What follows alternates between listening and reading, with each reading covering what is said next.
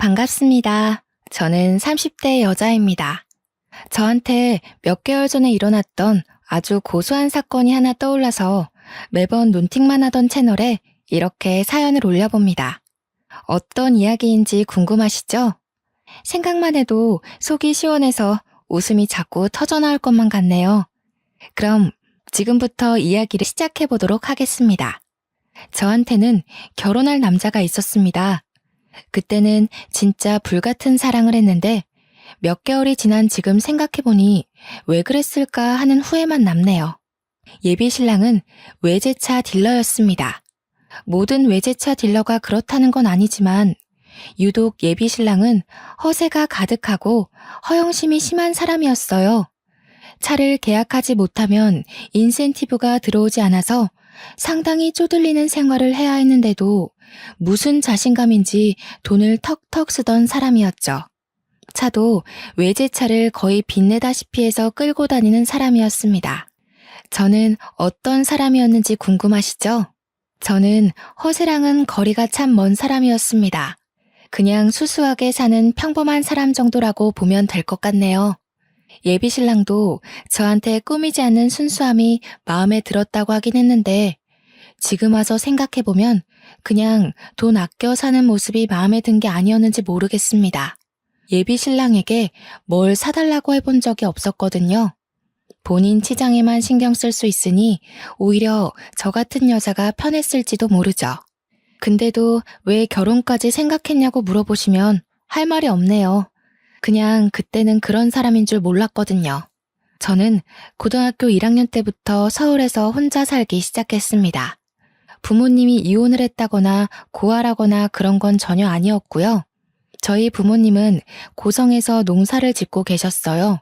농사라고 하면 늘상 시골에서 가난하게 산다고들 생각하시던데 그거랑은 거리가 매우 멀었습니다. 고성 땅이 전부 우리 집 땅이라고 말해도 될 만큼 규모가 엄청나게 컸거든요. 우리 외가, 그러니까 어머니네 집안 대대로 물려내려오는 농작지였습니다. 아버지는 대릴 사위로 장가를 들어서 외가와 함께 농사를 짓기 시작하셨고, 제가 생기고 나서부터는 오롯이 그 땅의 주인은 우리 부모님이 되셨습니다. 농사를 짓는 규모가 얼마나 대단하냐면 그 일대를 전부 먹여 살리는 수준이라고 생각하시면 되겠네요. 하지만 저희 부모님에게도 한 가지 마음에 걸리는 일이 있었으니 바로 학업이었습니다. 돈은 넘칠 만큼 있으나 어릴 때부터 농경일을 배우느라 공부를 제대로 마치지 못하셨거든요.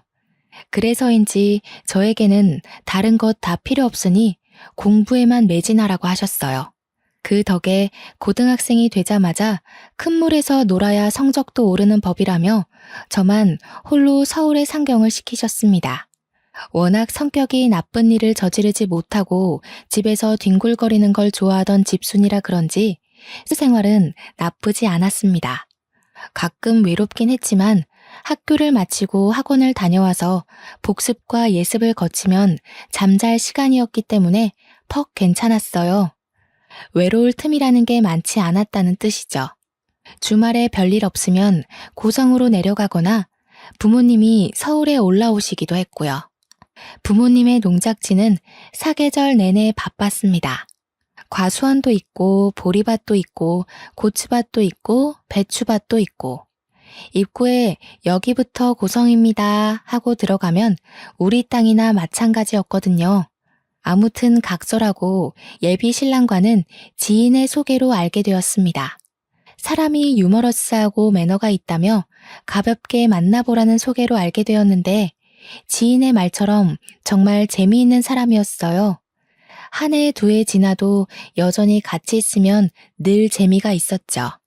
삭막한 서울에 서로를 헐뜯는 직장 생활을 하다 보니 그 사람이 제 마음의 안식처가 되어주었습니다. 이 정도면 평생을 살아도 평생 즐거울 것 같아서 결혼을 결심했어요. 그의 사치는 별 문제가 되지 않았습니다. 여차하면 서울 생활 접고 고성으로 내려가도 괜찮을 것 같았거든요. 제 예비 신랑은 저와 생각이 조금 달랐던 것 같긴 했습니다. 제가 버려진 자식 같은 걸로 생각한 건지 뭔지 고등학교 1학년 때부터 혼자 살았다고 하니 저를 측은한 얼굴로 보기 시작했어요. 사실 틀린 말은 아니긴 했죠. 부모님이 차려주는 따끈한 밥상을 제대로 먹어본 기억이 없으니까요. 굳이 정정해주진 않았어요. 살다 보면 알게 될 일이고 또 미리 말해봐야 골치만 아플 수도 있었으니까요. 우리 부모님이 시골에 계신 것도 돈이 없어서 제 뒷바라지 하느라 어쩔 수 없이 내려가서 사시는 줄 알더라고요. 작은 땅에 겨우 먹고 살 만큼 돈벌이 하면서 저의 서울 생활을 지지해 주시는 거라 생각했는지 가끔 저에게 그런 언행을 하기도 했어요. 사실 우리 부모님은 농사철이 끝나면 틈틈이 다음 농작물을 수확하기 전까지 해외여행도 가시고 상당히 젊게 사시는 분들이셨거든요. 오죽하면 제가 다녀온 여행지보다 부모님께서 다녀온 여행지가 몇 배나 더 많으니까요. 그치만 예비 신랑이 그런 사정까지야 당연히 알 수가 없죠. 제가 굳이 입 밖으로 꺼내서 자랑한 적이 없으니까요. 결혼 이야기가 솔솔 나오자 양가에 인사를 드리러 가자고 하더라고요. 일단 서울에 살고 계시는 시댁부터 인사를 드리러 갔어요. 솔직히 긴장을 안 했다고 하면 거짓말이겠죠? 최대한 예쁘게 보이고 싶어서 밝은색 투피스 정장을 차려입고 선물도 양손 한가득 준비해서 갔습니다. 그런데 아니나 다를까 저희 집이 시골에서 농사를 짓는다고 은근히 무시를 하시더라고요. 부모님이 시골에서 농사를 짓는다고 들었는데 어떤 농사를 짓는 거야?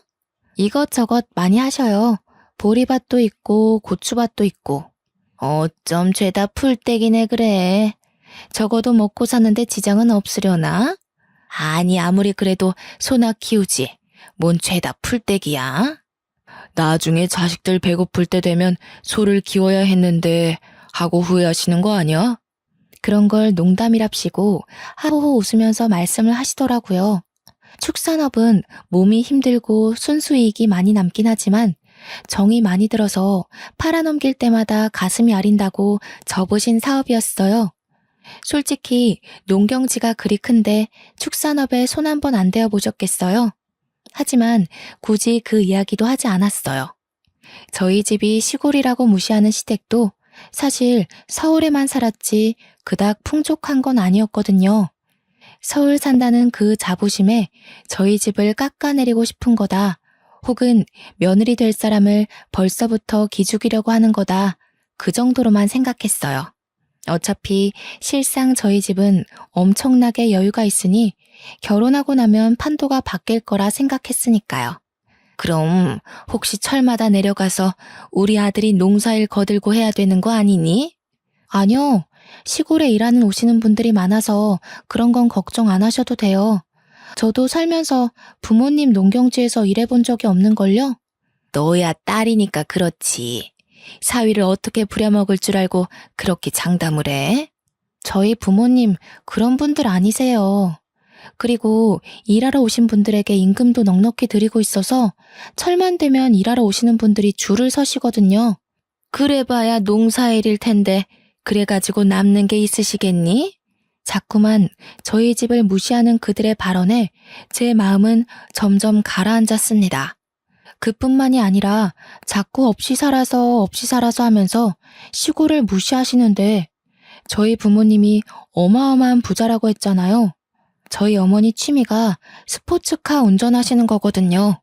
시골집 차고에 가면 억소리 나는 스포츠카가 3대나 있어요. 서킷 경기장을 빌려다가 취미생활로 개인 레이싱까지 하시는 분인데 얼마나 기가 차던지. 그런 것도 모르고 돈돈거리는 게 퍽이나 우스웠습니다.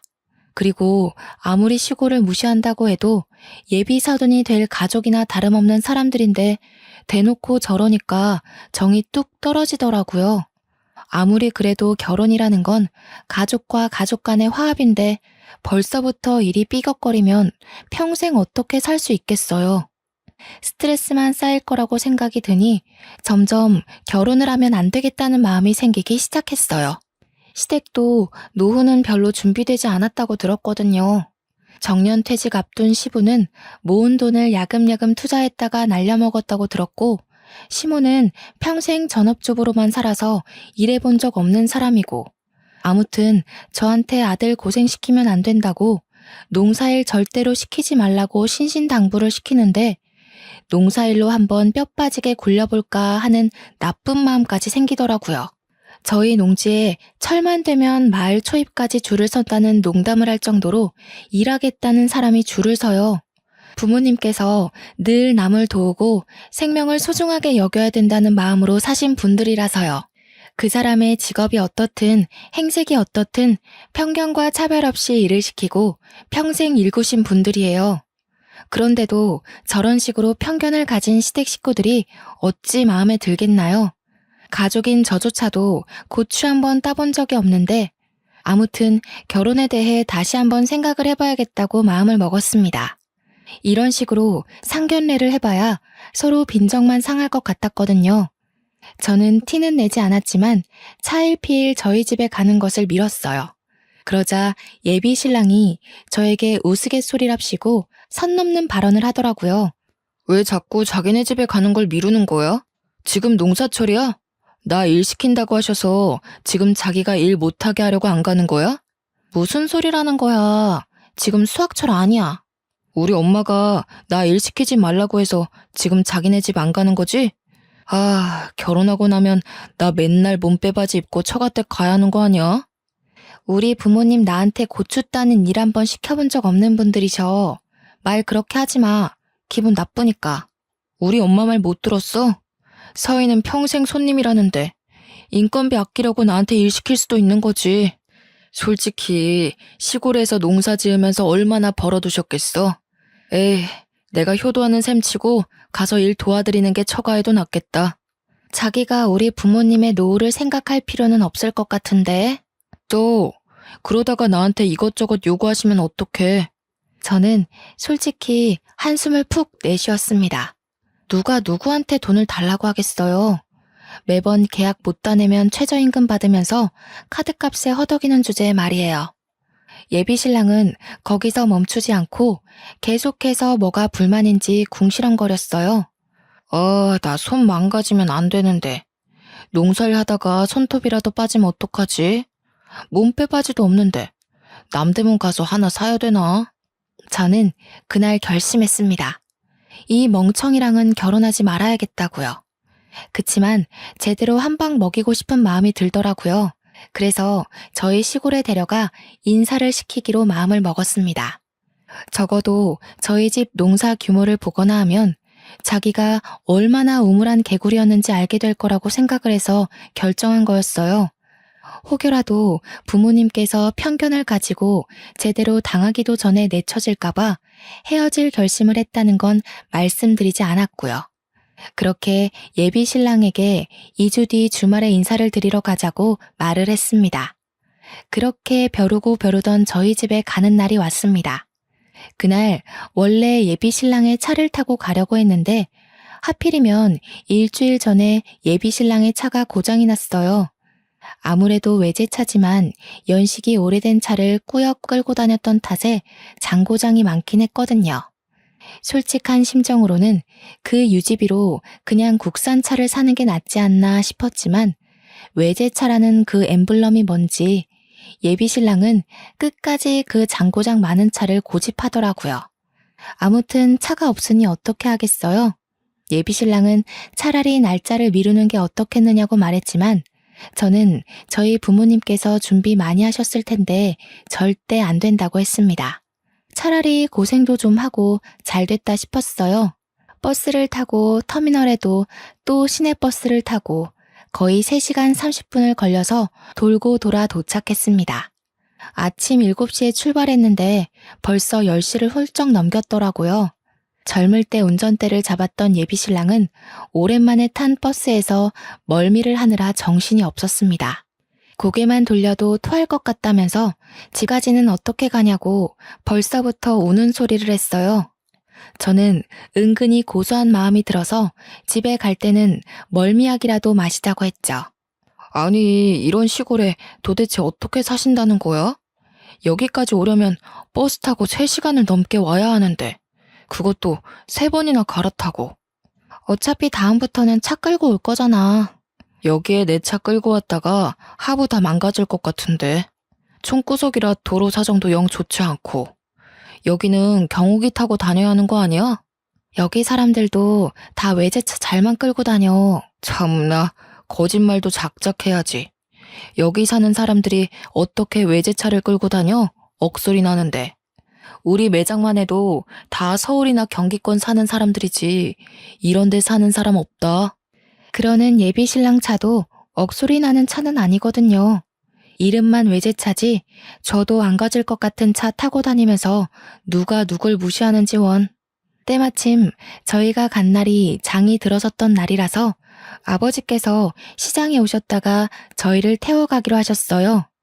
저희 아버지도 벤츠 하나 끌고 다니시는데 예비 신랑이 그걸 보면 얼마나 기함을 토할지 너무너무 기대가 되었습니다. 그런데 제가 생각을 잘못했던 거였어요. 아버지께서는 장날에 꼭 1톤 트럭을 몰고 오시거든요. 시퍼런색 포터를 탈탈탈탈 끌고 오시는데 뿌옇게 먼지가 일면서 예비 신랑이 기침을 막 하더라고요. 저는 태연하게 먼지를 털어내고 운전석에서 절 보며 반가워하신 아버지께로 달려갔습니다.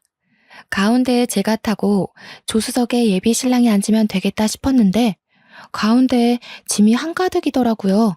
어쩔 수 없이 예비 신랑은 트럭에 자리가 없어서 뒤에 짐 실는 곳에 타게 되었어요. 나한테 지금 여기에 타라고? 나 양복 입었는데. 어쩔 수 없잖아, 자기야. 그렇다고 우리 아버지 옆에 앉을래? 내가 앉아야지. 그게 보기도 훨씬 좋잖아. 예비 신랑은 투덜거리면서 짐 실는 곳에 앉았어요. 세차도 안 하셨는지 양복에 먼지는 잔뜩 묻고 흙바람이 탈탈 일면서 예비 신랑은 꼼짝없이 흙먼지를 뒤집었어야 했습니다. 내릴 때 그의 얼굴을 보니 너무 웃기더라고요. 아버지께서 차라리 벤츠를 끌고 오지 않으신 게 천운이라는 생각이 들 정도로 신이 났습니다. 심지어 버스에서 잃었던 멀미가 가시지 않았는지 계속 헛구역질을 해대는데 진짜 웃음 참느라 혼이 났네요.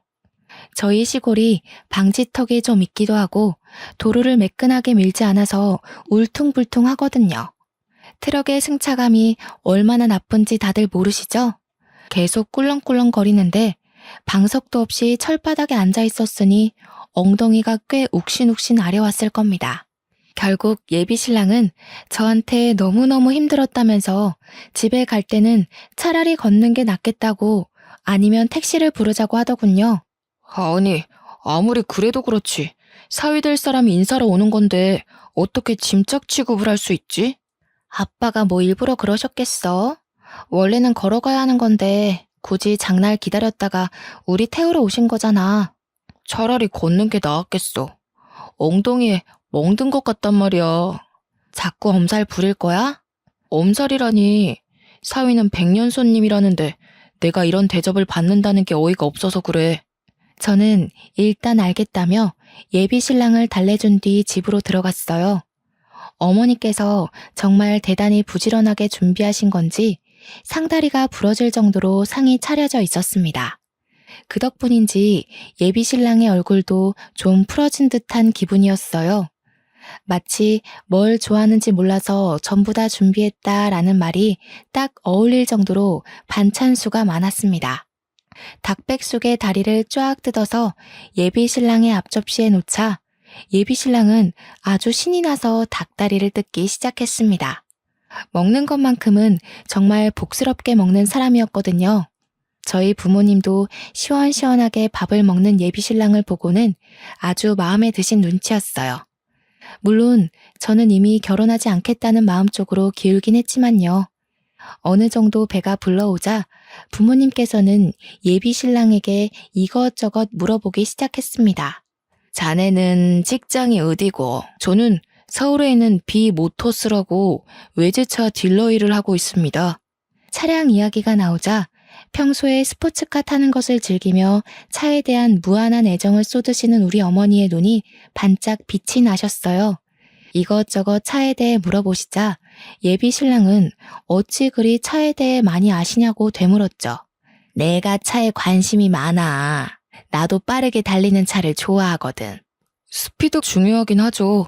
그런데 그런 차 한 번 못 몰아보셔서 속상하시겠어요.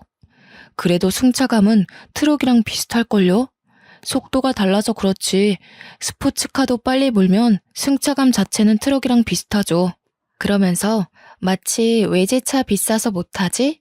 라는 느낌으로 저희 어머니에게 트럭 이야기를 꺼내셨습니다. 사실 그 트럭이 왜 세차도 안 되어 있냐고 물어보신다면 그 차는 진짜 막 쓰는 짐 싣는 용도의 차량이기 때문이에요. 어차피 짐만 한가득 실어 나를 텐데 굳이 세차할 이유가 없다 이런 마인드였죠. 우리 어머니께서 수집하시는 스포츠카는 매일같이 광내느랴 하루를 보내야 할 정도였거든요. 거기다가 엔진 관리 차원에서 서킷까지 차량을 탁송해서 들고 가면 매끈한 레이싱 코스에서만 타셨고요. 차량 관리에 있어서는 아버지보다 한 수인 어머니에게 약간 무시하는 듯한 발언을 하니 어머니께서도 좀 어이없어 하셨습니다. 시골에서 살면 적적하진 않으세요? 서울로 올라오시면 좋을 텐데. 솔직히 농사 지어봐야 얼마나 버시겠어요. 노후 자금 모으시기도 어려우실 텐데. 그러지 말고 여기 대충 정리하고 그걸 노후 자금 삼아 서울로 오세요. 여기를 정리하라고? 에이, 대대손손 물려주는 땅인데 그럴 수 없지. 여기가 무슨 개발지도 아니고 끽해봐야 서울 집값만큼도 안 나올 텐데요. 아, 그러네. 팔아도 서울에 집 한 채 못 얻으시겠네. 그냥 여기서 사시는 게 장인 장모한테는 더 좋으려나? 혼자 중얼중얼 거리면서 우리 집을 무시한 듯한 발언을 일삼자 부모님의 표정이 단박에 어두워지셨습니다. 아마 돈 자랑을 여기서 하긴 너무 유치하고 어떻게 본때를 보여줘야 하나 고민하시는 듯 했어요. 노후 이야기를 하는 거 보니 사돈댁은 노후 준비가 잘 되어 있으신가 봐. 뭐 그래도 서울집 팔고 여기 내려오면 떵떵거리면서 사실 수 있을걸요? 안 그래도 저희 집에서 소나 키우지 왜 풀떼기만 키우냐고 하시던데. 왜 축산 쪽은 안 하셨어요? 계속해서 우리 집을 무시하자 부모님께서 찬물만 벌컥벌컥 들이키시더라고요. 아무리 생각해도 이건 아니다 싶은데도 불구하고 제가 데려온 남자이니 함부로 못하시는 듯 했어요. 당신 말이 좀 이상하다. 풀떼기나 키우냐니. 축산업보다 훨씬 돈 되는 거야 이게. 세상 물정 모르네. 첫값만큼 속값도 비싸다던데. 그 소 한 마리 키우려면 얼마나 많은 돈이 들어가는 줄 알아? 소 판 값보다 키우는 값 계산을 먼저 해야지. 세상 물정 모르는 게 누군데 그래. 예비 신랑은 제 말에 아무 소리도 못하고 입을 꾹 다물더라고요. 본인 딴에는 아는 척 좀 하고 싶었을 텐데 제가 그거 아니라고 단칼에 잘라버리니까 빈정상한 것 같았습니다. 제가 속 시원하게 이야기했다고 생각하는지 저희 부모님의 표정도 좀 풀어지셨어요. 그런데 여기서 예비 신랑이 또 한 건 했지 뭐예요? 어째 술이라도 한잔 할 텐가? 술 마시면 이따 버스에서 멀미할 것 같아서요. 다음에 서울 오시면 그때 한잔 하시죠. 날도 어둑해질 텐데 역 자고 가고 여기서 자고 내일 가도 되지 않겠어? 잠은 집에 가서 자야죠. 거기다가 침대도 없을 텐데. 저 침대 없이 못 자거든요. 아, 혹시 내일 농사일 거들 사람이 없어서 그래요? 여기도 주 5일제로 일하나요? 시골은 그런 거 없는 줄 알았는데. 주 5일제뿐이겠어요? 추가 수당에 시급도 넉넉하게 주거든요. 시골 사정도 모르면서 자기만의 생각으로 무시를 해대니 저희 어머니께서 더 이상 볼 필요도 없다고 생각하셨나 봐요. 오히려 어쩌다 저런 모지리를 데리고 왔냐는 눈빛으로 저를 흘겨보시더라고요. 솔직히 할 말 없었습니다. 저도 이 정도로 막 나갈 줄은 전혀 상상도 못했거든요. 그래, 그럼 더 늦어지면 버스 끊기니까 얼른 가봐요. 아버지께서 터미널까지 데려다 주시겠다고 하셨는데 예비 신랑이 극구 사양을 했어요. 아마 차키를 챙기신 걸로 봐서는 벤츠를 몰고 가시려고 했던 것 같은데 예비 신랑은 트럭인 줄 알았나 봐요. 죽어도 싫다고 절대 못한다고 하더라고요. 그래서 저는 그냥 택시 불러서 가겠다고 전화 드리겠다고 인사를 한 뒤 콜택시를 불렀습니다. 콜택시를 기다리는 동안 아버지는 빈손으로 보내는 것이 영 마음에 걸리셨는지 창고에서 이것저것 챙겨오셨어요. 농사 지은 구황작물부터 타곡을 끝낸 보리까지 손수 지으신 상품들이라 아주 자부심 넘치는 농작물이었어요. 저는 그 맛을 익히 알고 있기에 너무너무 감사하다면서 양손 가득 챙겼는데 예비 신랑은 영 탐탁치 않은 얼굴이었습니다.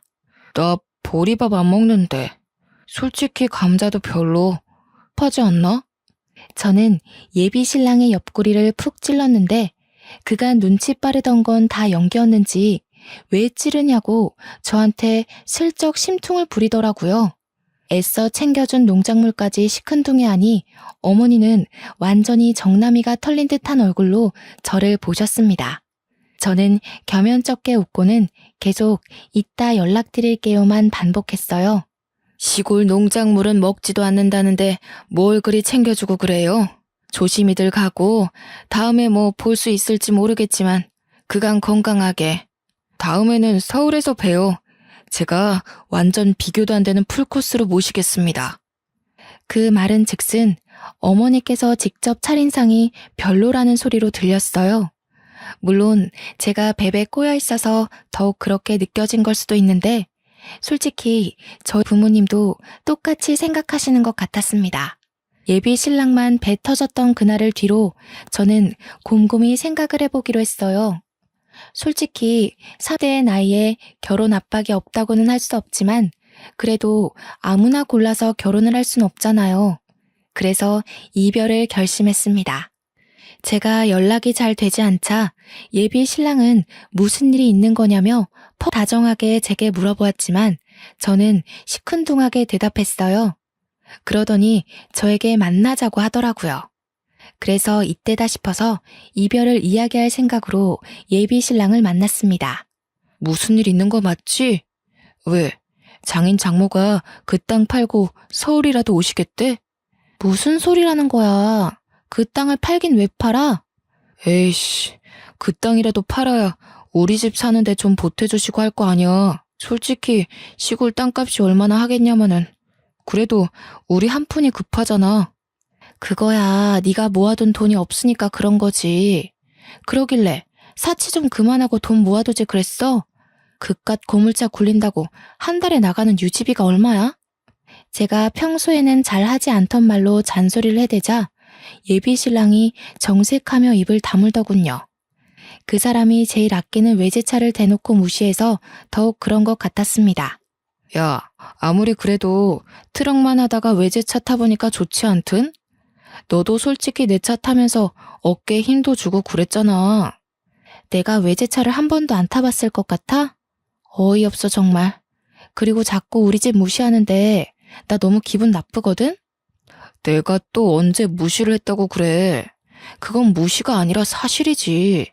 대놓고 말해서 사위 될 사람 온다는데 트럭 세 차도 안 해놓으시고 거기다가 버스 타고 갈 거 뻔히 알면서 줄줄이 농사 지은 거 싸주실 건 뭐야? 그거 누가 먹는다고. 그게 무시를 한다는 거야. 남들은 감자 안 사 먹고 보리 안 사 먹니? 귀한 거 손에 들려주니까 싫은 티나 팍팍 내고. 네가 우리 집에 대해서 어떻게 생각하는지 잘 알겠어. 네가 우리 집 분수에 맞지 않은 사람이라는 것도 알겠고. 마지막 말은 솔직히 비꼰 거나 다름없었어요. 우리 집 분수 발끝에도 미치지 못한 놈이라고 말한 거였지만 그 인간은 마치 제가 주제 파악이라도 한 듯 생각하더라고요. 물론 서울이랑 고성이랑 수준 차이가 나긴 하지만 나는 그런 거 신경 안 써. 당신이 대기업에 다니고 있고 나도 외국 회사 다니는 거나 마찬가지고 우리 둘만 신경 쓰면 되는 거 아니겠어? 끝까지 고작 외제차 딜러 주제에 외국계 회사에 다닌다고 허세를 떠는 꼴이 우스웠습니다. 저는 결국 헤어지자고 이야기를 꺼냈고 예비 신랑은 절대로 이해할 수 없다며 저를 회유하기 시작했어요. 처음에는 집안 차이 때문에 그러냐며 전혀 신경 쓸 거 없다고 자신만만하게 굴다가 제가 그게 아니라는 식으로 말을 하니 저에게 화를 내더라고요. 누가 누구를 차는 거냐며 고성에는 이런 남자 없다고 저한테 악을 쓰고 달려들다가 제가 아무 소리 안 하고 빤히 보자 울면서 매달렸어요.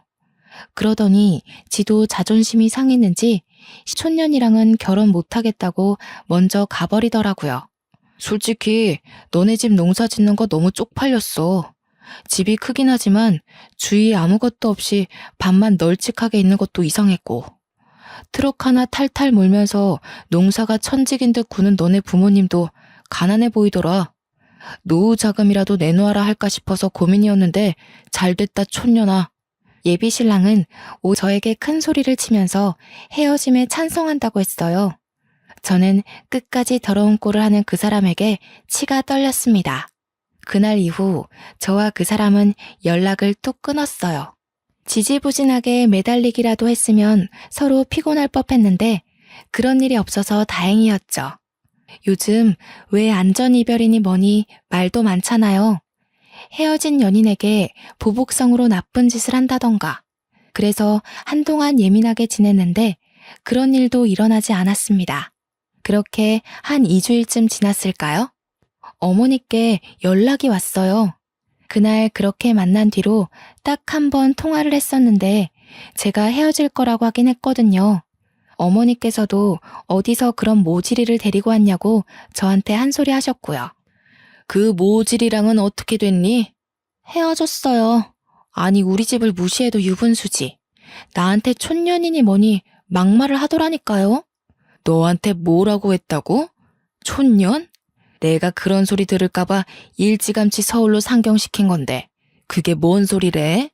그리고 딱 보아하니 집도 차도 없어 보이던데 우리 집이 어떤 집인 줄이나 알고 그런 소리 한다니? 다 끝난 사이니까 너무 열내지 마세요. 안 그래도 저도 한마디 콱 해줬으니까요. 그러지 말고 아주 귀를 콱 눌러주러 가자. 저는 어머니의 말에 의문을 품었습니다. 뭘 어떻게 귀를 눌러주겠다는 건지 이미 끝난 마당에 그럴 필요가 굳이 있을까 싶었는데 어머니께서는 아주 즐겁게 이야기를 하시더라고요. 저는 뒤이어 나온 말에 아주 좋은 생각인 것 같다고 덧붙였어요. 내가 이번에 비사에서 나온 스포츠카를 한 대 사려고 마음을 먹었다는 거 아니겠니? 예약이라도 하러 가야 할 것 같은데 그 모지리가 비모터스에서 일을 한다며? 가서 아주 기를 팍 살려주려고 했는데 헤어진 마당에 그럴 필요 없지 뭐. 이번 주 주말에 올라가마. 저는 어머니께 아니 스포츠카가 3대나 있으면서 또 산다는 건 너무 사치지 않냐고 물어보았지만 하늘 아래 같은 엔진은 없다면서 그런 소리 하지 말라 하시더라고요. 어머니께서 본인에게 주어진 재력을 그렇게 쓰시겠다는데 제가 뭘 더 어떻게 할 수 있겠어요. 근데 생각을 하면 할수록 은근히 재밌겠더라고요. 시골에서 농사 지는다고 풀떼기만 먹고 산다고 가난한 줄 알았던 우리 집에서 떡하니 그 차를 사겠다고 예약을 하면 얼마나 놀란 얼굴로 저희를 바라볼까 싶어서요. 어머니께 어디서 만나는 게 좋겠냐고 물어보니 비모터스 앞에서 바로 만나자고 하시더라고요. 저는 나름 곱게 차려입고 전 남편이 일하는 매장에 찾아갔습니다. 수일 만에 제가 일하는 직장으로 찾아가니 전 남친이 퍽 놀란 듯 저를 마중 나왔습니다. 여긴 무슨 일이야? 너도 이성적으로 생각해보니까 역시 나만 한 사람이 없지? 그게 무슨 시덥지 않은 소리야? 차 사러 왔어. 우리 엄마가 차 사고 싶대서. 여기에 어머님 타실 만한 차가 없을 텐데. 괜한 허세 부리지 말고 정 그러면 내가 중고차 딜러라도 소개시켜줄게. 우리 차 꽤 비싸다. 땅 팔아도 사기 힘드실걸? 저는 대꾸해주지 않았습니다. 어머니께 전화라도 드려야 하나 하고 있는 찰나에 갑자기 저거 뭐야? 하는 소리와 함께 주변이 어수선해지기 시작했어요. 곧 부앙하는 큰 소리와 함께 매장 주차장에 새끈한 스포츠카 한 대가 주차를 했습니다. 옆에서 계속 자기 보러 왔냐고 넌지시 옆구리를 쿡쿡 찔러대던 전남친의 눈도 돌아가게 만드는 스포츠카였습니다. 그 차로 말할 것 같으면 저희 어머니께서 가진 컬렉션 중 가장 아끼는 차였어요. 국내에는 딱 5대만 들어온 차량이라 무려 20억 원이 넘는 차이기도 했고요. 5대 중 한 대는 우리 어머니, 나머지는 대기업 회장님들이 사가신 걸로 알아요. 커다란 엔진음에 걸맞는 매끈한 작태에 매장에 있던 사람들이 하나둘 구경을 하러 나갔어요. 제 옆에 있던 전남친도 마찬가지로 눈이 돌아가서 다가가더라고요. 안에 누가 타 있을까? 실제로 보는 건 처음이다 하는 웅성웅성 소리가 들렸어요. 차 문도 위로 쭉 열리는 스포츠카 모델이었죠. 저는 그 차를 얼마나 어머니께서 애지중지하는지 알고 있었습니다. 절대로 서킷에서만 타는 차량이었고 혹여 하부가 손상될까봐 서킷까지 무조건 탁송으로 옮겨가는 차였어요. 그런데 고성에서 서울까지 저 차를 타고 달려오다니 어머니께서 얼마나 전남친의 길을 눌러주고 싶었는지 절실히 알 수 있는 대목이었습니다. 곧이어 차량 도어가 열리고 사람들은 모두 기겁을 했어요. 그 안에는 뽀글뽀글 파마를 하고 몸빼 바지를 입은 아줌마가 있었기 때문이었습니다. 저는 어머니의 우스꽝스러운 모습에 웃음이 푹 터졌어요. 전 남친이 시골 사람이라고 무시했던 그 표본대로 나타나셨거든요. 일부러 그렇게 입고 오신 거였습니다. 매장 사람들 모두 벙쪄서 어머니만 바라보고 있고 전 남친도 사태 파악 못하고 당당하게 딱 들어와서는 전 남친에게 카탈로그를 가져오라고 하더군요. 눈만 꿈뻑이던 전 남친은 헐레벌떡 카탈로그를 들고 와서 차량에 대해 설명하기 시작했어요. 뭐야, 고작 2억밖에 안 해? 이런 싸구려 차가 잘 나가겠어? 아무리 봐도 너무 싼 티가 나네. 이 차 10대 뽑아봐야 내 차보다 싸잖아. 내가 딱 이 한마디만 할게. 네가 트럭 타고 들어온 그 초입부터가 전부 우리 집 땅이야. 멀리 산 하나 있던 거 기억나? 거기까지가 전부 우리 밭이야. 어디 농사 짓는다고 사람 무시하고 그래? 평생 우리 같은 사람한테 차나 팔면서 살아. 그러자 매장에 있던 사람들 모두 꿀먹은 벙어리가 됐습니다.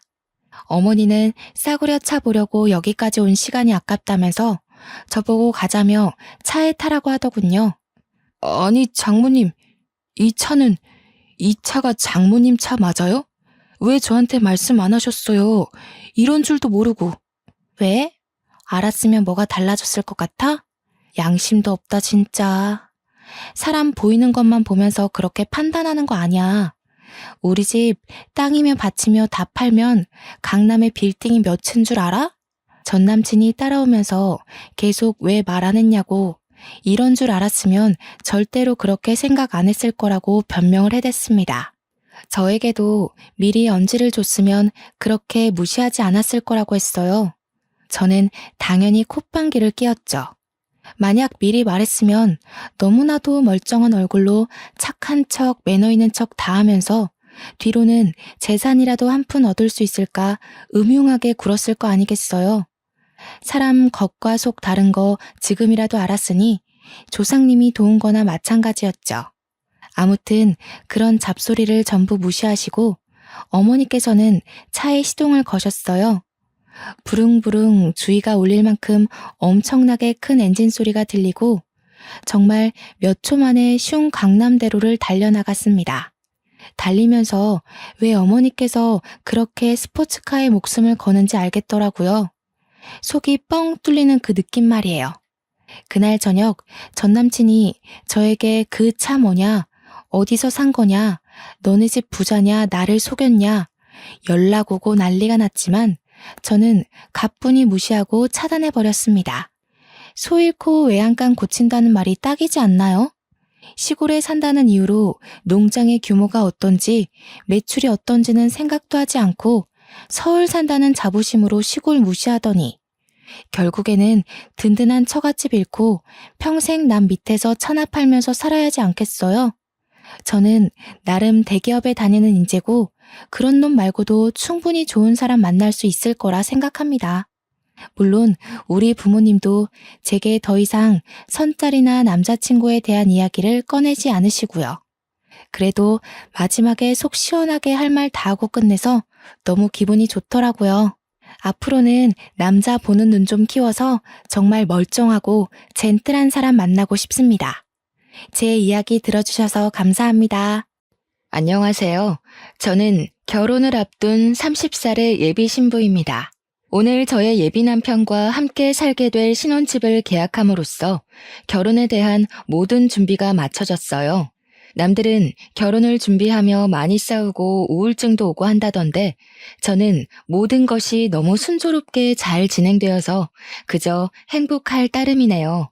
아무 고민 걱정 없는 제가 이렇게 사연을 보내게 된 이유는 제 옆에 있는 현재 예비 남편이 아닌 2년 전에 만났던 이전 예비 남편에 관한 이야기를 하기 위해서입니다. 사실 저는 2년 전에 결혼까지 약속한 사람이 있었어요.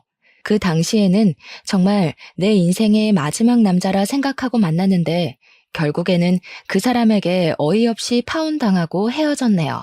헤어지고 나서는 좀 힘들기는 했지만 지금 보면 그 사람과 헤어져서 더 좋은 남자를 만날 수 있게 된 것 같아요. 그럼 지금부터 2년 전으로 돌아가 저의 이전 예비 남편 이야기를 꺼내볼까 해요. 2년 전, 저는 아버지의 회사에서 격리로 근무하고 있었습니다.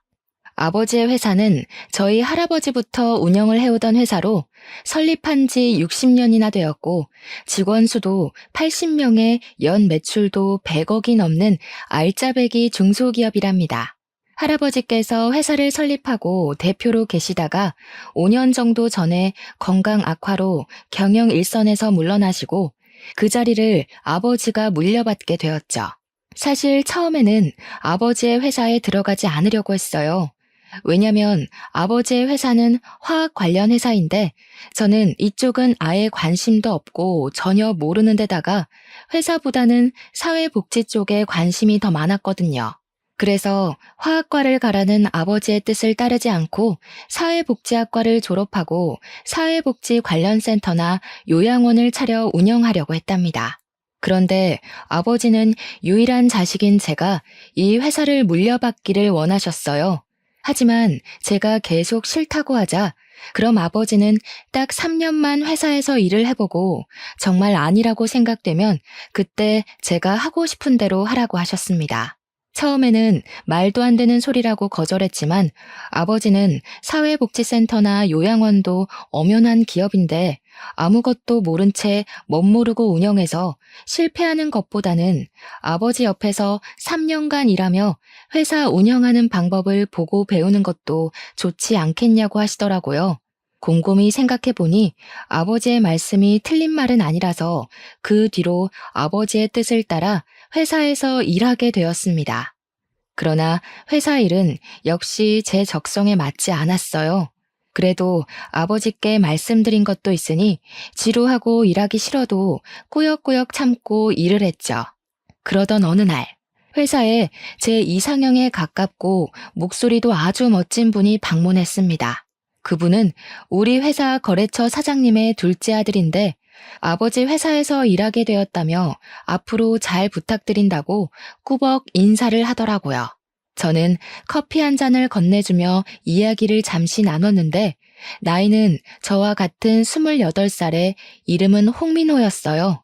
잠깐의 시간이었지만 둘 다 아버지의 회사에서 일하고 나이도 같다는 공감대가 있어서 그런지 대화가 잘 통한다고 느껴졌답니다.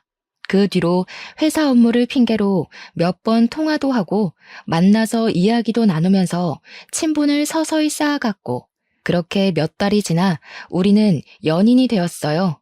연애만 할 때는 그저 행복했습니다. 제가 평소에 꿈꿔왔던 이상형이었고 목소리가 너무 멋지고 무엇보다 항상 자신의 의견보다 제 의견을 우선시해 주었거든요. 저는 이 사람과 결혼하면 평생 행복하게 살 수 있을 것 같다는 확신이 들었고 연인 사이가 된 지 6개월 만에 정식으로 부모님께 인사를 드리자고 했습니다. 예비 남편도 저의 생각에 동의해서 먼저 이번 주말에는 우리 집에 먼저 인사를 드리고 다음 주말에 예비 남편의 집에 인사를 드리기로 했어요. 예비 남편이 우리 집에 오기로 한 날 아침이 밝았어요. 우리 엄마는 제가 집에 남자를 데리고 온다고 하자 아주 많이 반가워하시며 새벽부터 일어나 이것저것 음식을 장만하셨습니다. 평소에는 잘 주시지도 않던 생선에 갈비찜에 전복에 각종 나물까지 무슨 잔치상을 차려놓으셨더라고요. 엄마를 도와 상차림이 마쳐지고 얼마 지나지 않아 예비 남편한테 집 앞이니 대문을 열어달라는 전화가 왔어요. 문을 열어보니 예비 남편이 서 있었는데 저는 약간 실망했습니다. 저희 부모님은 친구의 집에 처음 방문할 때에는 작은 음료수나 과자라도 사들고 가는 것이 예의라고 알려주셨는데 예비 남편은 빈손으로 왔더라고요. 뭐 여기까지는 사람마다 생각의 차이이고 남의 집에 간다고 꼭 뭐를 사들고 가는 것이 법으로 정해진 것도 아니기에 그럴 수도 있다고 생각했어요. 그런데 결혼을 생각한 사람의 집에 첫인사를 오는데 회사에서 입는 작업복을 입고 온 것이 아니겠어요? 제가 회사에서 일하다가 온 거냐고 물으니 그것도 아니고 작업복이 제일 편해서 그냥 입고 왔다고 하더라고요. 사실 우리가 그동안 만날 때마다 예비 남편은 회사에서 일하다가 와서 작업복을 그대로 입고 만났어요. 어차피 둘이서만 만나는 거고 예비 남편은 아버지의 회사를 물려받을 생각으로 회사에서 먹고 자고 생활하니 그런 부분에 대해 큰 불만은 없었습니다. 하지만 오늘은 엄연히 결혼을 염두에 두고 만나는 첫 자리인데 작업복을 입고 오는 것은 좀 아니잖아요. 게다가 일하다가 온 것도 아니고 그냥 단순히 편하다는 이유로 이렇게 왔다는 것이 저는 이해가 잘 되지 않더라고요. 부모님도 조금 당황하신 눈치였지만 일단 제가 집에 처음으로 데리고 온 남자이니 반갑게 맞이해 주셨습니다. 예비 남편은 엄마가 준비하신 음식을 아주 맛있게 먹었고 엄마는 그런 모습이 보기 좋았는지 이것저것 더 먹으라고 챙겨주시더라고요. 아버지는 거래처 사장님의 아들과 이렇게 연이 닿은 것이 신기하다며 이것도 인연이라면 인연이니 앞으로 우리 회사와 예비 남편의 회사가 서로에게 도움을 주는 좋은 관계로 남았으면 좋겠다고 하셨어요. 그리고 다음 주 제가 예비 남편의 집에 인사를 드리러 가기로 한 날이 되었습니다. 저희 부모님은 그래도 첫 방문이니 뭐라도 들고 가야 한다며 과일 바구니를 준비해 주셨어요. 옷도 그냥 편하게 청바지에 티셔츠를 입고 가려고 했는데 엄마는 첫인사인데 이렇게 입고 가는 것은 조금 아닌 것 같다며 정장 스타일의 원피스를 입고 가라고 하시더라고요. 그렇게 저는 원피스에 과일 바구니를 들고 예비 남편의 집 앞으로 가서 전화했습니다. 그런데 예비 남편이 전화를 받지 않더라고요. 2번, 3번 해도 전화를 받지 않길래 벨을 눌렀더니 예비 남편이 자다 일어난 얼굴로 잠옷을 입고 나왔어요. 오늘 분명히 인사를 드리러 간다고 어제 통화까지 했는데 지금 이 시각까지 잠을 자고 있느라 전화도 받지 못했다는 것이 좀 그렇더라고요. 어찌되었든 예비 남편을 따라 집 안으로 들어갔습니다. 저는 솔직히 지난주에 우리 엄마가 그렇게까지 차려주셨으니 거하게 한 상은 아니더라도 약간의 음식은 준비가 되어 있을 줄 알았어요. 그런데 예비 시부모님은 제가 와도 소파에 앉아서 TV를 보고 계시고 집안은 청소도 하지 않았는지 엉망진창이더라고요. 준비된 음식은 당연히 아무것도 없었고요. 김연이 맞지? 민우한테 이야기 들었어. 어머, 무슨 과일 바구니를 다 사왔어. 우리 집에 과일도 많은데. 일단 그래도 사왔으니 잘 먹을게. 주말에는 원래 쉬어야 하니까 청소도 못했어. 이해하지? 거래처 사장님 딸이라고 들었네. 이렇게 만나게 돼서 반가워요. 그럼 집 구경도 하고 잘 놀다가 가요. 나는 방에 가서 낮잠 좀 자야겠어. 저는 분명히 이 집에 결혼을 생각하고 첫인사를 온 것이었는데 부모님은 제가 그냥 친구로서 놀러 온 것으로 생각했는지 아무 준비를 하지 않으셨더라고요. 뭔가 좀 이상했지만 일단 예비 남편을 따라 집과 예비 남편의 방을 구경했어요. 저는 예비 남편의 방을 구경하다가 혹시 부모님이 오늘 인사하러 온다는 것을 모르셨냐고 물었습니다. 예비 남편은 알고 계셨는데 왜 그러냐고 하길래 저는 그래도 오늘 첫인사라서 집에서 밥이라도 같이 먹으며 이야기를 할 줄 알았다고 말했어요. 우리 집은 원래 주말에는 늦게 아침 먹어서 점심을 잘 안 먹어. 대신에 저녁을 빨리 먹지. 그리고 사실 지금 이 시각은 낮잠 시간이야. 뭐? 그러면 차라리 다른 시간으로 잡지. 왜 이 시간에 잡았어? 나는 그래도 오늘 부모님이랑 이야기도 좀 나누고 할 줄 알았는데. 에이, 그렇게 진지하게 할 얘기가 뭐가 있어? 그냥 집 구경이나 하고 간단히 인사하면 되지 뭐. 안 그래?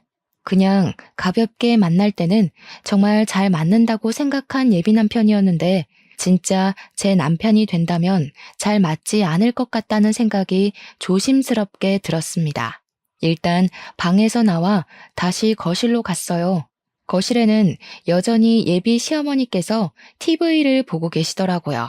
예비 남편은 예비 시어머니 옆에 앉고 저도 일어서 있기도 뭐하고 해서 예비 남편 옆에 앉았습니다. 예비 시어머니는 TV를 보다가 제가 가져온 과일 좀 먹어보자며 예비 남편에게 과일을 깎을 칼과 접시를 가져오라고 했어요. 예비 남편이 주방에서 칼과 접시를 챙겨오자 예비 시어머니가 저에게 칼과 접시를 넘기며 과일 좀 깎아보라고 하고 다시 TV를 보시는 게 아니겠어요? 솔직히 저는 아직 손님이고 오늘 처음 보는데 대뜸 과일을 깎으라고 시키시니 너무 당황스럽더라고요. 하지만 과일 깎는 것이 어려운 일이 아니니 그냥 과일 바구니 안에서 사과와 배를 가져와 깎았어요. 연희야, 껍질이 너무 두껍네. 껍질을 얇게 깎아야지. 너 회사 일하느라 살림은 하나도 해보지 않았구나? 티가 너무 난다. 결혼하기 전에 과일 깎는 법부터 배워와. 알겠니? 예비 시어머니는 제가 깎아둔 껍질을 들고 너무 두껍게 깎았다고 타박하며 과일을 드시기 시작했어요. 예비 남편은 예비 시어머니의 그런 말을 듣고도 아무 말도 하지 않고 과일을 혼자 집어먹더라고요. 솔직히 우리 집에서는 예비 남편 온다고 상다리 휘어지게 잔치상을 차려 대접했는데 여기서는 물 한 잔도 받아먹지 못하고 이렇게 과일이나 깎고 있으며 타박까지 듣는 것이 화가 났어요. 그래도 처음 뵙는 자리인데 굳이 소란을 만들고 싶지는 않아서 그냥 꾹 참고 있었습니다. 그런데 너네는 결혼하면 엄마한테 용돈 얼마 줄 거야? 연희 너희 회사는 꽤 크니까 부모님 도움 많이 받을 수 있지 않아? 나중에 연희 네가 회사 물려받을 수도 있고 말이야. 저는 아버지 회사에는 관심 없어요. 지금은 3년만 회사에 다녀보라고 하셔서 그냥 다니고 있는 거예요. 그리고 저는 결혼할 때 친정의 도움 없이 제 힘으로 결혼을 하고 싶어요. 그래? 그럼 뭐 많이 모았어? 할아버지께서 저 20살 때 성인 된 기념으로 주신 제 명의 아파트 하나 있고 어릴 때부터 돈 모으고 투자도 하고 해서 결혼을 준비할 정도의 돈은 있어요. 아파트가 있어? 그럼 네 아파트에서 너희 신혼살림 꾸리면 되겠다. 참, 요새 내 주변에 며느리 본 사람들 이야기 들어보니까 며느리들이 시댁에 한 달에 100만 원씩 용돈 준다더라. 자산이 그 정도나 있으면 너희도 한 달에 용돈 100만 원 가능하겠다. 우리 민호가 여자는 기막히게 잘 골라왔네. 엄마, 당연하지. 연희도 회사 계속 다니고 나도 아버지 밑에서 일하면 그 정도는 가능하지 않겠어? 연희야, 그치? 저는 솔직히 아버지 회사 3년만 다니고 관두고 제 갈 길을 갈 것이고 제 명의 아파트는 여기서 먼 서울이라 거기서 신혼살림을 꾸릴 생각 없습니다. 그리고 시부모님 용돈은 아직 생각을 해보지는 않았지만 한 달에 100만 원은 조금 과한 것 같다는 생각이 드네요. 그리고 시부모님께 한 달에 100만 원을 드리면 친정 부모님께도 100만 원씩 드려야 하는데 그럼 한 달에 200만 원이 나가는 셈이 되니 너무 부담되네요. 너도 설마 시댁과 친정이 무조건 똑같아야 한다고 생각하는 그런 아이니? 어차피 친정은 회사도 엄청나게 잘 되고 돈도 많은데 굳이 용돈을 왜 드려? 그리고 아파트가 회사가 멀어서 그곳에서 신혼집 못 꾸리겠으면 그 집 팔면 되잖아. 그 팔고 난 돈으로 이 근처에다가 신혼집 얻어서 살면 되지. 그러면 빚도 생기지 않고 딱 좋네. 그치? 무조건 안 된다고 하지만 말고 내 말 한번 진지하게 생각해봐. 어른 말 잘 들으면 자다가도 떡이 나온단다 얘야. 예비 시어머니는 제 명의 아파트를 판 돈으로 이 근처에 신혼집을 마련하고 한 달에 자신에게 100만 원씩 보내주길 바라는 눈치였습니다. 저는 그런 요구가 너무 기가 막혔어요. 제 명의 아파트니까 필요하다면 제 마음대로 아파트를 팔 수 있기는 하지만 할아버지의 선물이니 될 수 있으면 오래 가지고 있다가 나중에 의미 있게 사용하고 싶었거든요. 그런데 예비 시어머니는 그 아파트를 팔고 집을 마련하라고 하고 심지어 한 달에 100만 원이나 되는 큰 용돈을 그저 바라고만 계시더라고요. 솔직히 우리 부모님은 결혼한다고 하면 이것저것 해주신다고 난리이실 텐데 예비 시어머니는 결혼하면 그저 이것저것 받을 생각뿐인 것 같아서 매우 실망스러웠답니다. 제 표정이 좋지 않자 예비 남편은 제가 피곤해 보인다며 집에 데려다 준다고 어서 가자고 했어요. 그래서 그냥 인사하고 바로 그 집에서 나왔습니다. 엄마가 그냥 농담으로 이야기하는 건데 꼭 그렇게까지 진지하게 얘기해야겠어? 너는 꼭 쓸데없이 진지하더라. 농담? 내 명의로 된 아파트를 팔아서 신혼집을 마련하고 한 달에 100만 원이나 용돈을 바라시는 게 농담이야? 그리고 지금 우리는 그냥 친구 사이로 만나는 게 아니라 결혼을 생각하며 만나는 거야. 당연히 이런 돈 문제는 진지하게 이야기를 해야 하는 거 아니야? 내 생각엔 우리가 당장 상견례하고 결혼 날짜 잡은 것도 아닌데 네가 너무 앞서간 것 같아. 솔직히 이런 이야기는 상견례를 하고 나서 말해도 되잖아. 그니까 이런 거에 싸우지 말자. 예비 남편은 그저 대충 얼버무리려 했습니다. 그날은 저도 너무 기분이 상해서 예비 남편과 더는 이야기하지 않고 집 앞에서 바로 헤어졌답니다. 집에 도착하니 엄마가 처음으로 갔는데 어땠냐고 물어보셨어요. 저는 그날 있던 모든 일을 다 말씀드리려다가 엄마가 속상해 하실까봐 자세히는 말 안 하고 그냥 좋았다고만 했답니다. 그런데 제 표정이 영 아니었는지 자꾸 캐물으시더라고요.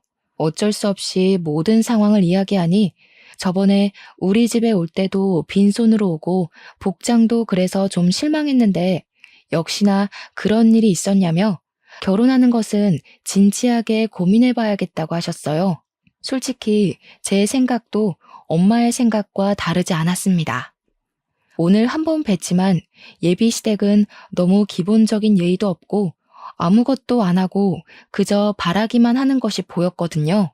저녁을 먹을 때도 제가 계산하고 커피나 술을 마실 때도 다 제가 계산했습니다. 심지어 예비 남편 집을 방문하고 일주일 후가 제 생일날이었는데 생일 선물은커녕 케이크 한 조각도 없었더라고요. 제 생일날도 그냥 작업복 입고 와서 식당에서 밥을 먹고는 예비 남편이 산다길래 알겠다고 했는데 계산하려고 보니 지갑을 회사에서 가져오지 않았다는 거예요. 사람이 바쁘면 그럴 수도 있겠지 싶어 제가 식사 비용을 계산했어요. 그런데 어이없는 건 차에 가보니 지갑이 떡하니 있더라고요. 지갑을 본 예비 남편이 당황해하는데 일부러 놓고 간 것 같다는 생각이 들었답니다. 뭐 우리가 그리 비싼 밥을 먹은 것도 아니니 제가 얼마든지 계산을 할 수 있었고 제 생일이라고 꼭 선물을 받아야 한다는 것도 아니에요. 그런데 요리조리 피하면서 그냥 돈을 한 푼도 쓰지 않으려는 모습이 보이니까 너무 얄밉더라고요. 그렇게 한 달이라는 시간이 지났습니다. 한 달 동안 예비 남편은 저와 만나며 한 번도 계산하지 않았고 저 혼자 데이트 비용을 내니 너무 부담스러워서 만나는 횟수도 줄이고 있었답니다. 그러다가 예비 남편의 생일이 다가왔고 선물을 준비하려다가 예전에 예비 남편이 제게 했던 대로 그냥 밥만 먹으려고 했어요. 맘 같아서는 저도 똑같이 지갑을 두고 가고 싶었지만 그래도 그건 아닌 것 같아 그러지는 않기로 했네요. 그런데 자신의 생일 일주일 전부터 블루투스 이어폰이 일할 때 필요하다며 자꾸 블루투스 이어폰을 생일 선물로 사달라는 식으로 이야기하더라고요. 저한테 돈을 한 푼도 쓰지 않으려는 예비 남편에게 굳이 블루투스 이어폰을 사주고 싶지는 않았어요. 제가 예비 남편의 엄마도 아닌데 왜 블루투스 이어폰을 사다 줘야 하나요? 그래서 저는 그냥 계속 모른 척하고 예비 남편 생일날 아무 선물 없이 밥만 먹고 헤어졌네요. 그렇게 일주일 정도가 지나 금요일이 되었습니다. 회사에서 일하는데 아버지가 저를 대표실로 부르셔서 들어가 보니 눈물을 흘리시며 퇴근할 준비를 하고 계시더라고요. 무슨 일이냐고 여쭤보니 건강이 좋지 않으셔서 입원해 계시던 할아버지께서 곧 돌아가실 것 같으니 빨리 병원으로 오라고 연락이 왔다는 거예요. 저는 아버지를 모시고 바로 병원으로 갔습니다. 병원에 가니 이미 엄마는 도착해 계셨는데 할아버지는 숨쉬기조차 버거워 보이셨어요. 그 와중에도 아버지와 제가 온 것을 보시고는 힘겹게 미소를 지으시고 눈을 지그시 감으시더라고요. 그렇게 감긴 할아버지의 눈은 영원히 떠지지 않았답니다. 우리 가족은 고인이 되신 할아버지의 장례 준비를 시작했어요. 빈소를 차리고 영정사진을 준비하고 지인들에게 부고를 보냈죠. 예비 남편에게도 부고를 보내니 지금 바로 장례식장으로 가겠다는 연락이 왔어요. 그리고 전화를 끊고 1시간 만에 예비 남편이 장례식장에 도착했어요. 예비 남편은 먼저 할아버지께 인사를 드리고 나서 우리 가족을 돕다가 늦은 밤이 되어서야 집으로 돌아갔네요. 저는 할아버지가 돌아가셨다는 소식을 듣자마자 바로 달려와서 도와준 예비 남편에게 너무 고마웠어요. 사실 그 전까지만 해도 예비 남편에게 많이 서운했었지만 그런 감정이 모두 다 사라지고 그저 고맙고 또 고마울 따름이었습니다. 그리고 다음날 할아버지의 입관식을 마치고 슬픔에 잠겨 있는데 모르는 번호로 전화가 왔어요. 내 번호 몰랐지? 나 민호 엄마. 그니까 장차 너의 시어머니가 될 사람이야.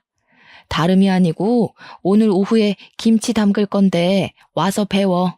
결혼 전에 시댁에 드나들면서 가족들과도 친분을 쌓고 해야 하는 거다. 저번에 민호 형, 그니까 너의 아주버님도 못 봤잖아. 오늘 와서 인사도 좀 하고 저번에 과일 깎을 때 보니까 살림 솜씨도 영 없는 것 같은데 이참에 와서 살림도 배우고 해라. 민호한테 못 들으셨나 봐요. 저희 할아버지 돌아가셔서 지금 장례식 중이에요. 저 못 갑니다. 알아. 어제 민호한테 들었어. 그런데 부모 장례식도 아니고 조부모 장례식인데다가 너는 손녀인데 굳이 꼭 사흘 내내 있어야 하니? 그냥 내일 발인 때나 가면 되지. 일손이 부족하기도 하고 지금 할 일이 태산이니까 어서 와라. 알겠니? 정말 너무하시네요.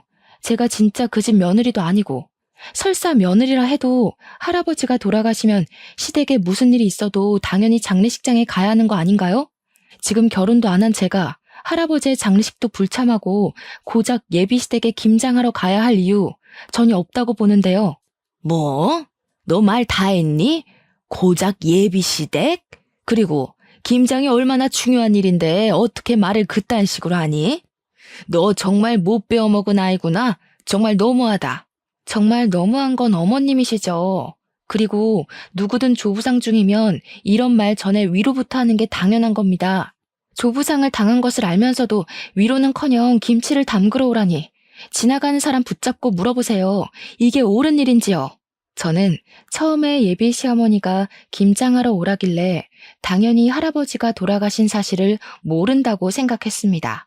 그런데 예비 시어머니는 그 사실을 아는데도 저는 손녀이니 굳이 3일 다 있을 필요가 없다며 김장을 배우러 오라고 하는 게 아니겠어요. 제가 참지 않고 말대꾸를 하자 예비 시어머니는 황당해하면서 더 뭐라고 하려고 했지만 입관식을 할 때 하도 울어서 목소리도 잘 나오지 않고 더는 그런 쓸데없는 말을 들을 필요가 없다고 생각되어 그냥 끊어버렸습니다. 잠시 뒤에 예비 남편한테 문자가 오더라고요. 엄마가 김장할 때는 할 일이 많아서 예민해져 있다며 방금 엄마가 전화로 이야기한 것은 자신이 대신 사과한다고 미안하다고요. 저는 뭐라고 더 따지려다가 장례식 중이라 싸울 기운도 없고 장례식 둘째 날이 토요일이라 손님이 많이 계셔서 그냥 알겠다고 답장하고 말았네요. 그리고 셋째 날 새벽부터 예비 남편이 왔더라고요. 할아버지의 발이 나는 것을 지켜보고 우리 가족이 울고 있으니 손수건을 가져다 주기도 하고 다들 밥을 먹지 못하고 있으니 율무차를 뽑아오는 등 알뜰살뜰히 우리 가족을 챙겨주었습니다. 전날 김장하느라 예비 남편도 힘들었을 텐데 새벽부터 와서 함께 해주니 너무 고마웠어요. 예비 남편이 잠깐 자리를 비웠을 때 엄마는 처음에 사람이 영 아닌 것 같았는데 다시 보니 오해한 것 같다고 하셨어요.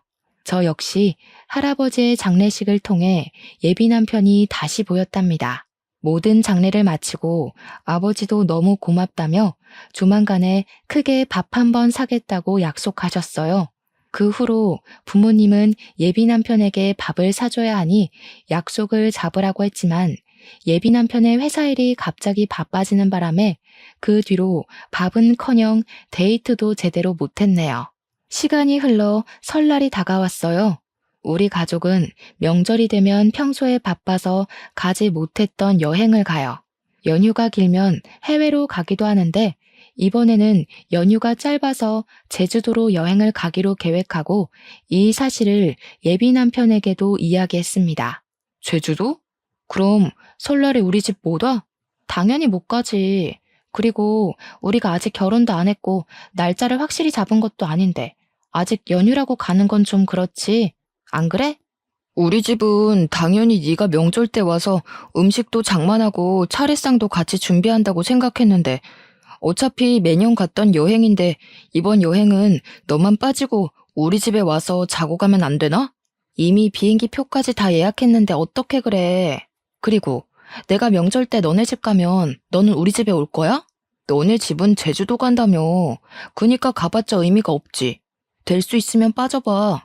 이번에 우리 엄마 허리 디스크 와서 음식도 못 하신단 말이야. 너라도 와서 좀 도와드려. 그래야 너도 점수도 따고 하지. 안 돼, 못 빠져. 그리고 어머니가 허리 디스크가 오셔서 음식을 못 하시면 아들인 너랑 형이 도와야지 왜 나한테 와서 도우라고 해? 난 좀 이해가 되지 않네. 우리 어차피 결혼할 사이 아니야?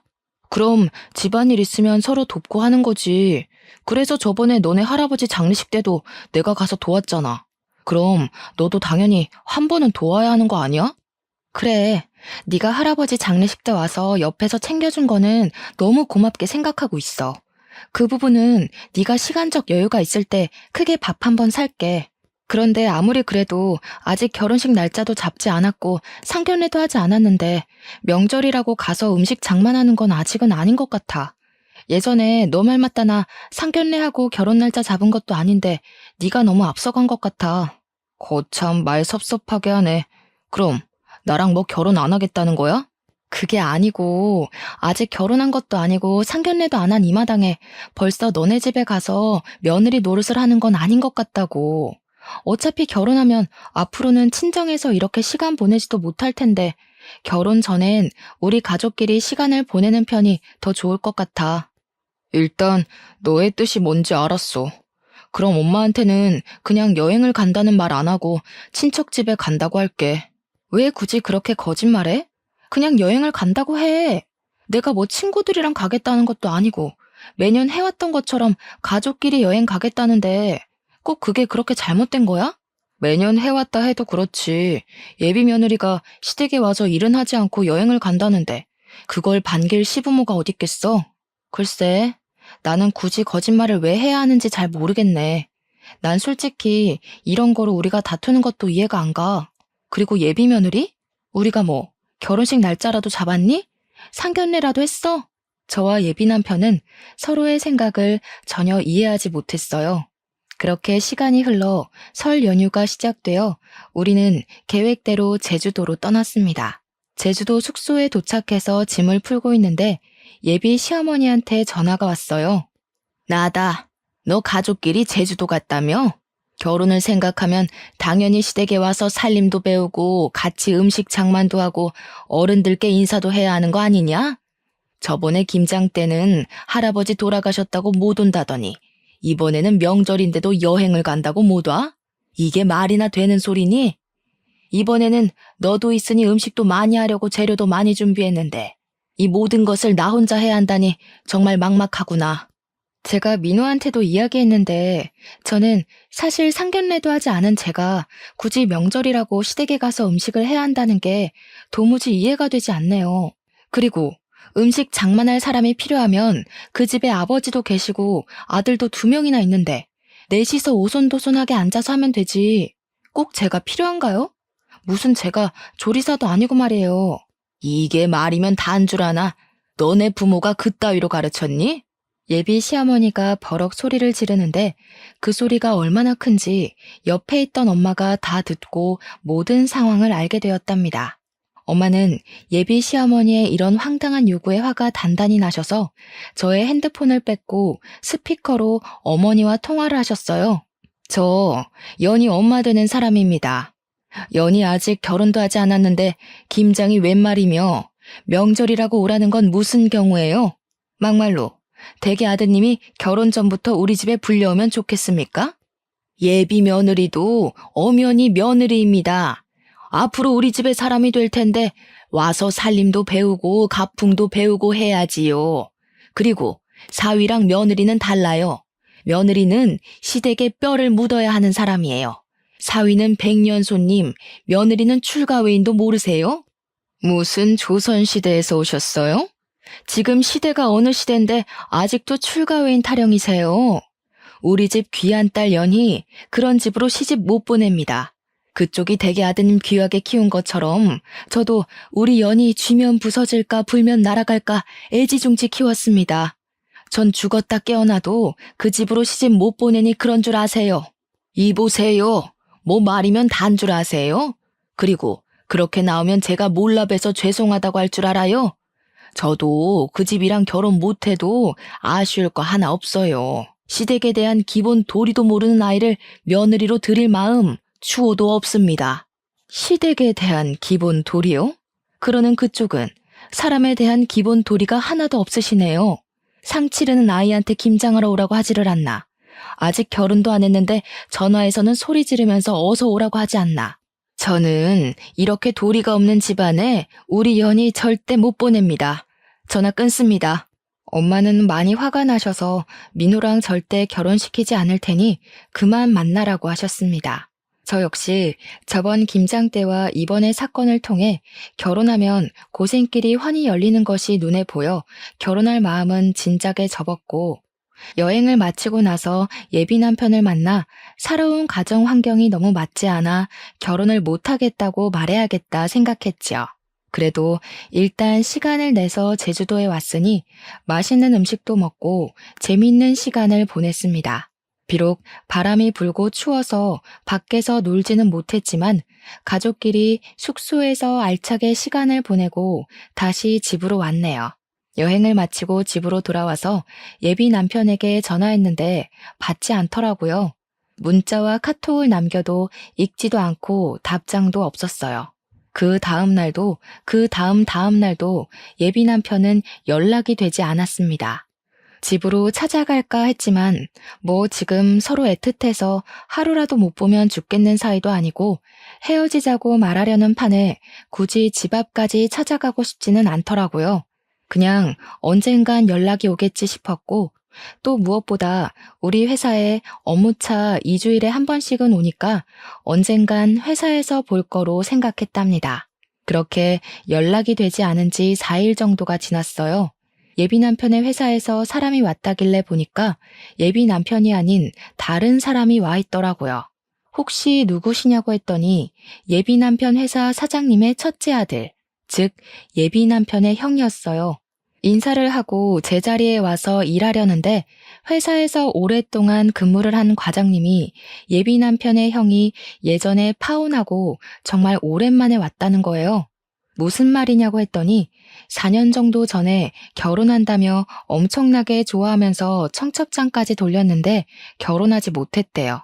그러면서 외모도 나쁘지 않고 성격도 좋으신 분 같은데 왜 파혼을 했는지 모르겠다고 하더라고요. 저는 그 이야기를 들으니 왜 파혼한지 알 것만 같았어요. 시어머니라는 사람이 아직 상견례도 안 하고 결혼 날짜도 잡지 않은 제게 앞으로 며느리가 될 사람이라며 얼토당토 아니한 것들을 과하게 요구하는데 결혼 날짜까지 잡았었다면 황당하고 어이없는 것들을 얼마나 요구했겠어요. 보나마나 불보듯 뻔하죠. 형님이 성격이 좋아도 시어머니 자리가 그 모양인데 어떻게 결혼까지 할 수 있었겠습니까? 저는 형님과 결혼하려고 했던 그 여자분의 마음이 100번, 1000번 이해가 가더라고요. 그렇게 한 달 정도가 지났지만 여전히 예비 남편은 연락도 문자도 없었어요.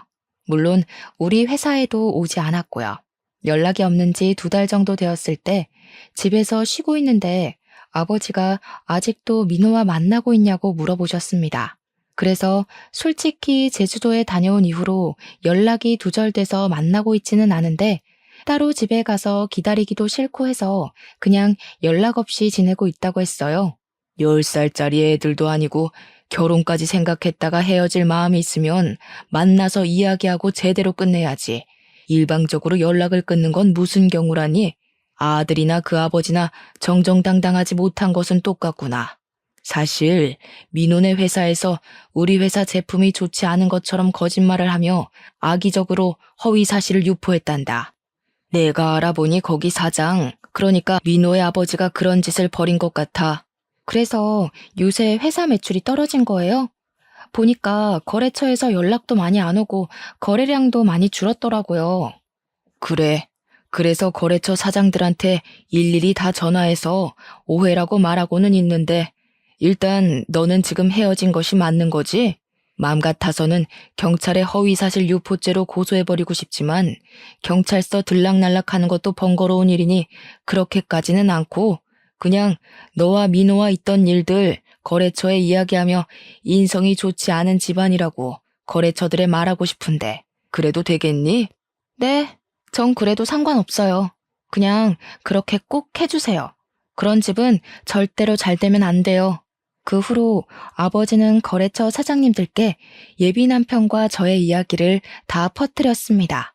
그랬더니 거래처 사장님들은 예비 남편의 회사가 경영도 아주 더럽게 하고 인성도 별로라며 하나둘씩 예비 남편의 회사와 거래를 끊겠다고 했답니다.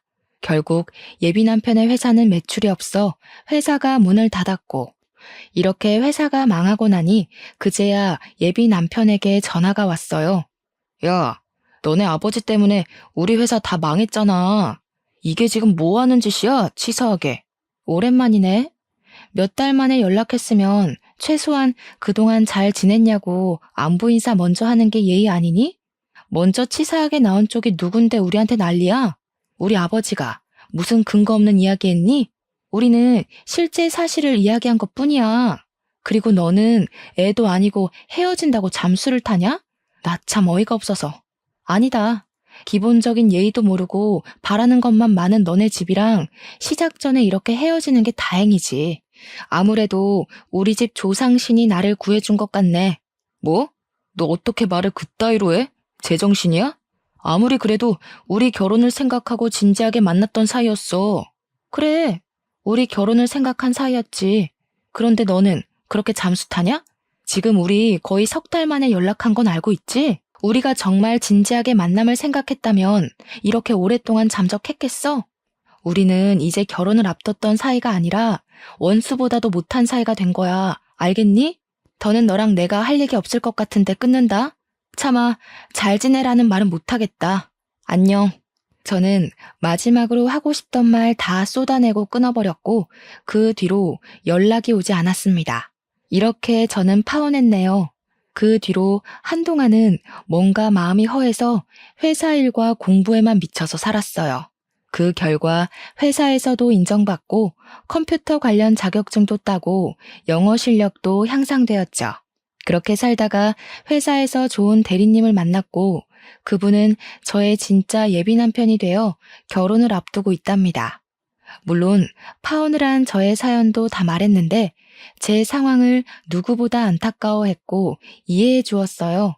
게다가 제 진짜 시부모님이 되실 분들은 너무 인자하시고 집에 방문하면 하나라도 더 챙겨주시려고 하세요. 정말 저를 딸처럼 생각하시는 것이 눈에 보여서 너무 감사한 마음으로 행복하게 결혼 준비를 하고 있답니다. 연애와 관련된 말 중에 똥차가 가고 벤츠가 온다라는 말 있죠? 아마 한 번쯤은 다들 들어보셨을 텐데 저는 사실 이 말을 싫어했어요.